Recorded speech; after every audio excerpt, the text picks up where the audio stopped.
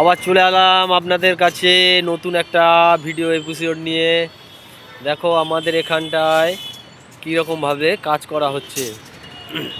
এখানে আমাদের বিম প্লেসিং তো আপনাদেরকে দেখিয়েছিলাম। আর এইবারে দেখো আমাদের বিমের মেন রড থেকে এই যে গুটকাগুলো দেওয়া আছে সব দেখছো, যাতে আমাদের এই বিমগুলো কভার থাকে, নিচে কোনো একটা জায়গাতে ঠেকে না থাকে। এইগুলোতে কভার ব্লক বলা হয়।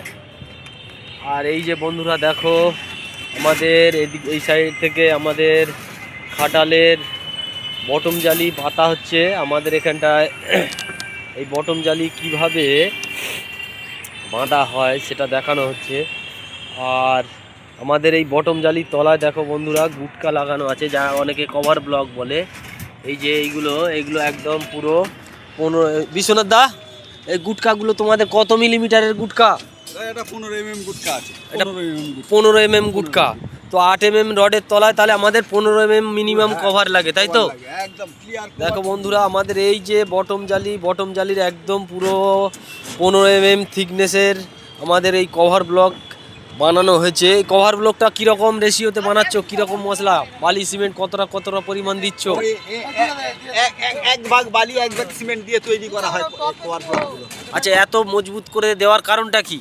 কভার ব্লকগুলো যাতে ভেঙে না যায়। আচ্ছা, তার জন্য এত ইয়ে করে সুন্দর করে বানানো।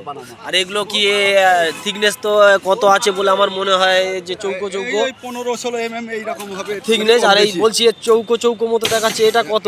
এটা কি 35 mm বাই 35 মানে 1.5 ইঞ্চি বাই 1.5 ইঞ্চি, তাই তো? হ্যাঁ, 1.5 ইঞ্চি বাই 1.5 ইঞ্চি। আচ্ছা দেখো বন্ধুরা এই যে দাদা সুন্দর করে গুটকা লাগিয়ে দিয়েছে দেখো আমাদের বটম জালিতে।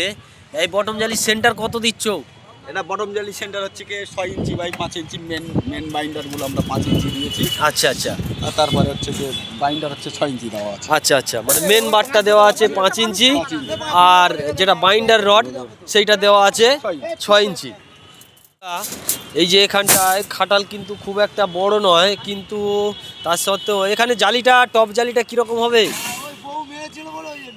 টপ জালিটা কীরকম হবে মানে তোমার এই যেরকম নিচে বাঁধা হয়েছে উপরে 1/3 ভাবে হচ্ছে কি 1/3 ভাবে ইয়ে করে দিয়ে এক্সট্রা হচ্ছে কি এক্সট্রা দিয়ে, মানে এটাকে এই জালিটাকে কি বলে, কি জালি বলে? কাটা জালি। কাটা জালি। আচ্ছা, কাটা জালি।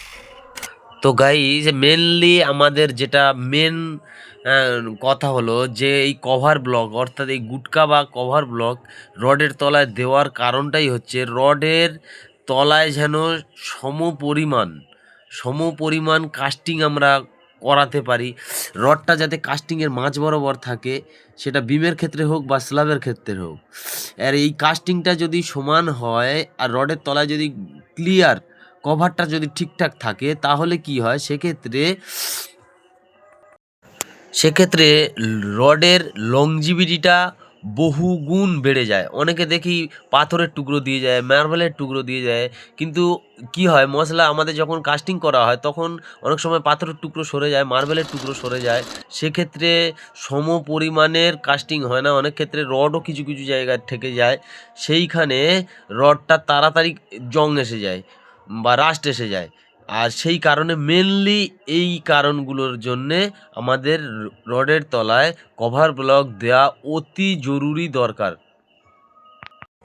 আর এই যে কভার ব্লকটা আমাদের বিমের ক্ষেত্রে কিন্তু আলাদা হয় এবং স্ল্যাবের ক্ষেত্রে আলাদা হয়। তার কারণ হচ্ছে স্ল্যাবে থাকে 8 mm রডের, তা আর বিমে অনেক রকমেরই রড থাকতে পারে, 12 থাকতে পারে, 16 থাকতে পারে, 20-এর 25-এর অনেক কিছু অনেক আইটেমের বা ভ্যারাইটির রড থাকতে পারে। সেক্ষেত্রে প্রত্যেকটা ক্ষেত্রে কিন্তু রডের মানে ডায়া অনুযায়ী তার কভার ব্লক দেওয়া অত্যধিক জরুরি।